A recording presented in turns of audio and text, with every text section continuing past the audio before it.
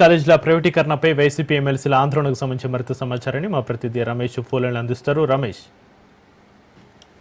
ఈ రోజు మూడో రోజు శాసన మండలి శాసనసభ సమావేశాలు కొద్దిసేపు క్రితం ప్రారంభమయ్యాయి. శాసన మండలి ప్రారంభం కాగానే వైఎస్ఆర్ కాంగ్రెస్ పార్టీ ఎమ్మెల్సీలు శాసన మండలిలో మెడికల్ కాలేజీల ప్రైవేటీకరణకు వ్యతిరేకంగా ఏదైతే వాయిదా తీర్మానం ఇచ్చారో ఆ వాయిదా తీర్మానంపై చర్చించాలని పట్టుపట్టారు. అయితే చైర్మన్ ఆ వాయిదా తీర్మానాన్ని తిరస్కరించారు. దీంతో వైఎస్ఆర్ కాంగ్రెస్ పార్టీ ఎమ్మెల్సీలు శాసన మండలిలో ఆందోళన కొనసాగిస్తూ ఉన్నారు.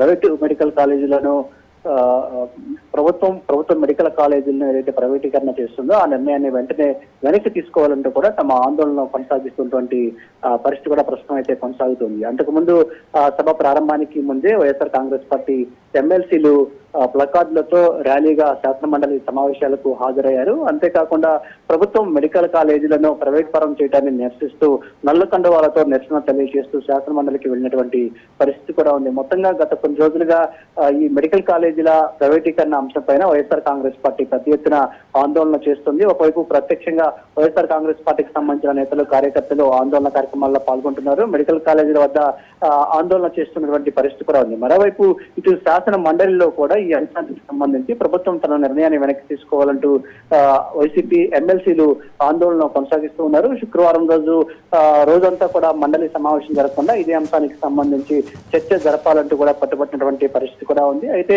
ఆ రోజు సోమవారం తిరిగి సభ ప్రారంభమైన తర్వాత ఈ అంశం పైన చర్చిద్దామని మండలి చైర్మన్ అప్పుడు హామీ ఇవ్వడం జరిగింది. ఇక ఈ రోజు శాసన మండలి తిరిగి ప్రారంభమైనటువంటి నేపథ్యంలో ఈ మెడికల్ కాలేజీల అంశం పైన చర్చించాలంటూ కూడా వైఎస్ఆర్ కాంగ్రెస్ పార్టీ ఎమ్మెల్సీలు డిమాండ్ చేస్తూ ఉన్నారు. ఇదే డిమాండ్ తో తమ ఆందోళన ప్రస్తుతం మండలిలో కొనసాగిస్తున్నటువంటి పరిస్థితి కనిపిస్తూ ఉంది. ఈ మండలిలో వైసీపీ ఎమ్మెల్సీల ఆందోళన ఒకవైపు కొనసాగుతుండగానే మరోవైపు ప్రశ్నోత్తరాలను కూడా మండలి చైర్మన్ అయితే కొనసాగిస్తూ ఉన్నారు. చక్రి.